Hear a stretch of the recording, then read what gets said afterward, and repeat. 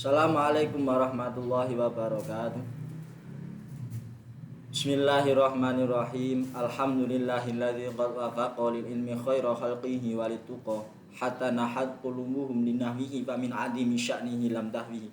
Fa usribat manazami risyani fa uribat fil hani bil alhani summa sholatu wassalamu ala nabi afsail khalaiqi Muhammadin wal ali wal ashabi man atqanul qur'ana bil i'rabi amma ba'd.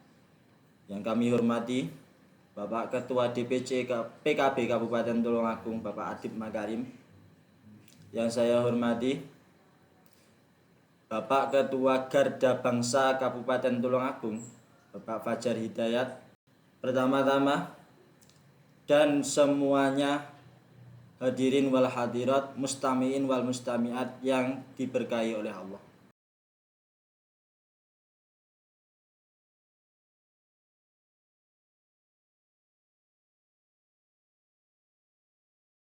Pertama-tama marilah kita panjatkan puji syukur kepada kehadirat Allah Subhanahu wa taala atas berkat limpah rahmat dan hidayahnya, sehingga kita dalam menjalankan ibadah aktivitas puasa Ramadan ini diberi kelancaran, diberi kesehatan, diberi afiah, diberi maghfirah,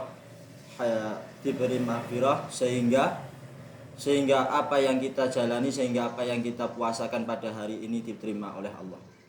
Kedua kalinya sholawat serta salam semoga tak kunjung habis, tak kunjung lepas dari baginda Muhammad sallallahu alaihi wasallam, Nabiullah Muhammad, nabi yang menerangi sejuta umat, nabi yang menerangi bukan hanya sejuta umat, bahkan berjuta-juta umat dengan agamanya Islam yang rahmatan lil alamin. Terus kemudian untuk menyampaikan meringkas pidato dari yang saya sampaikan berjudul Pemuda Islam dan Nusantara. Pertama, kita ketahui bahwasanya pemuda menurut nazoman yang saya bacakan tadi itu ada lebihnya dalam nazoman idil fatah hasba antiqadihi rufi wa kullu man lam ya'taqid lam yantafi. Karena jiwa pemuda itu dihitung dari beberapa kekuatannya. Barang siapa yang punya tekad, punya kekuatan yang kuat, maka dia akan mengambil manfaat.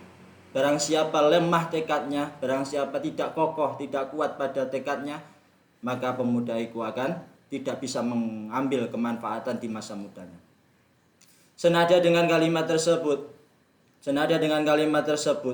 Nabiullah Yusuf alaihi salam, Nabiullah Muhammad alaihi salatu wassalam itu bersabda, beliau berdua ini adalah nabi dan sekaligus menjadi rasul yang diangkat pada usia muda. Itu menunjukkan bahwa betapa masa muda ini adalah masa yang begitu gemilang, masa yang begitu dengan penuh tekanan. Barang siapa yang bisa memanfaatkan masa mudanya dengan sebaik mungkin, maka dia akan menghasilkan kualitas di masa tua yang akan mendatang.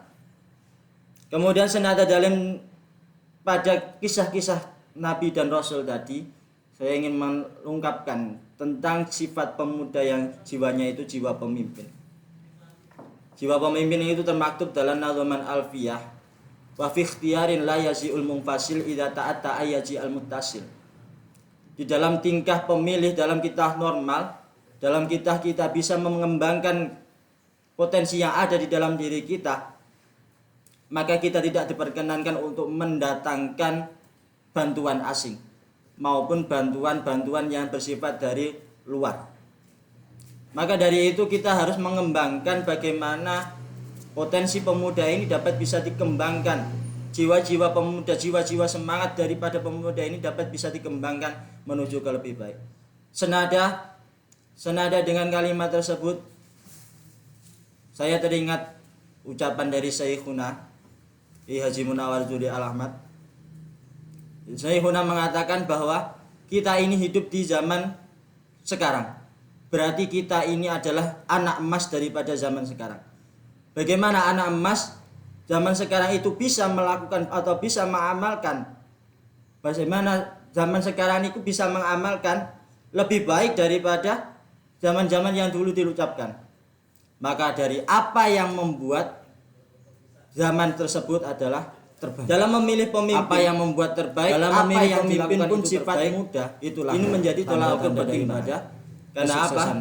Dalam ilmu nahwunya itu wala yazuzul ibtida bin nakirah malam tufid ka inda zaidin namirah. Karena kalau mubtada itu yang diikuti berupa isim nakirah yang tidak jelas asal usulnya dan tidak jelas bebet, bobot dan bibitnya, maka manusia itu, pemuda itu pasti tidak akan menjadi pemuda-pemuda yang berkualitas. Jadi kalau kita harus memilih dalam qauluhu tadi, dalam nazoman tadi, yakni wala yazuzul ibtida bin nakirah, kita tidak boleh memilih pemimpin dari seseorang yang tidak jelas bibit, bebet dan bobotnya. Terus kemudian senada dalam ungkapan tersebut Bung Karno pun juga pernah mengatakan bahwa pemuda dan nasionalisme itu adalah dua hal yang tidak bisa dilepaskan. Adanya negara Indonesia itu ada negara karena ada Sumpah Pemuda. Adanya negara Indonesia itu adalah adanya semangat dari kalangan pemuda.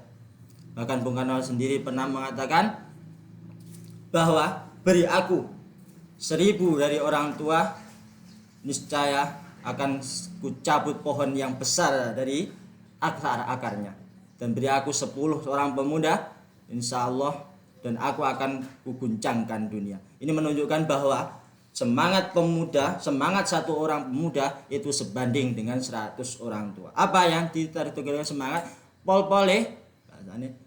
Pol-polnya orang tua itu akan mengandalkan tenaga.